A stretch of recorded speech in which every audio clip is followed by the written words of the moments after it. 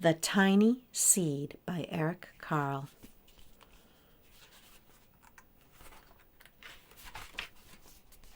It is autumn. A strong wind is blowing. It blows flower seeds high in the air and carries them far across the land. One of the seeds is tiny, smaller than any of the others. Will it be able to keep up with the others? And where are they all going? One of the seeds flies higher than the others. Up, up it goes. It flies too high, and the sun's hot rays burn it up. But the tiny seed sails on with the others.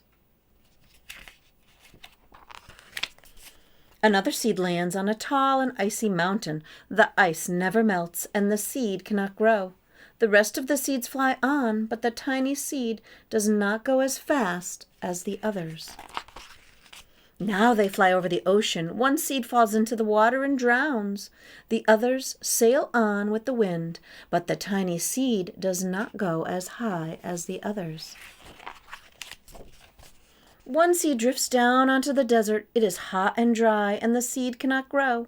Now the tiny seed is flying very low, but the wind pushes it on with the others. Finally, the wind stops, and the seeds fall gently down on the ground. A bird comes by and eats one seed. The tiny seed is not eaten. It is so small that the bird does not see it. Now it is winter. After their long trip, the seeds settle down. They look just as if they are going to sleep in the earth.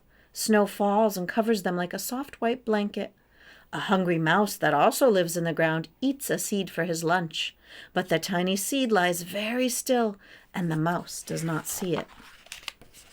Now it is spring. After a few months, the snow has melted. It is really spring. Birds fly by, the sun shines, rain falls. The seeds grow so round and full they start to burst open a little. Now they are not seeds anymore, they are plants. First they send roots down into the earth. Then their little stems and leaves begin to grow up toward the sun and air.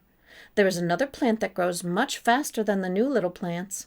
It is a big fat weed, and it takes all the sunlight and the rain away from one of the small new plants, and that little plant dies.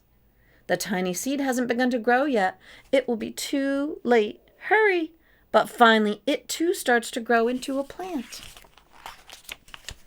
The warm weather also brings the children out to play. They too have been waiting for the sun in the springtime. One child doesn't see the plants as he runs along. Oh, he breaks one. Now it cannot grow anymore.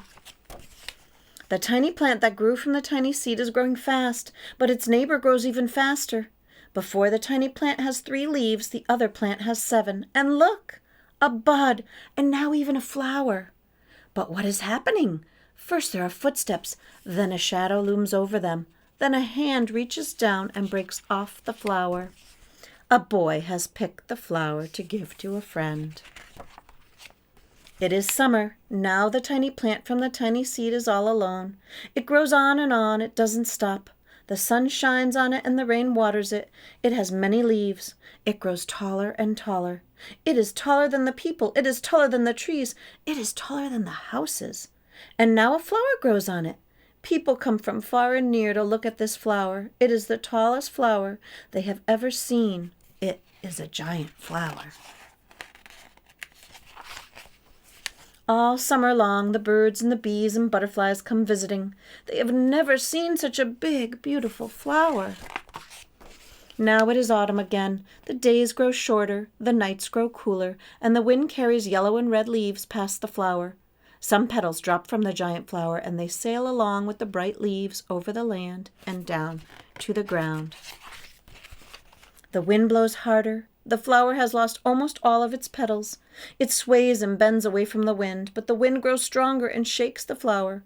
Once more the wind shakes the flower, and this time the flower seed pops open. Out come many tiny seeds that quickly sail far away on the wind.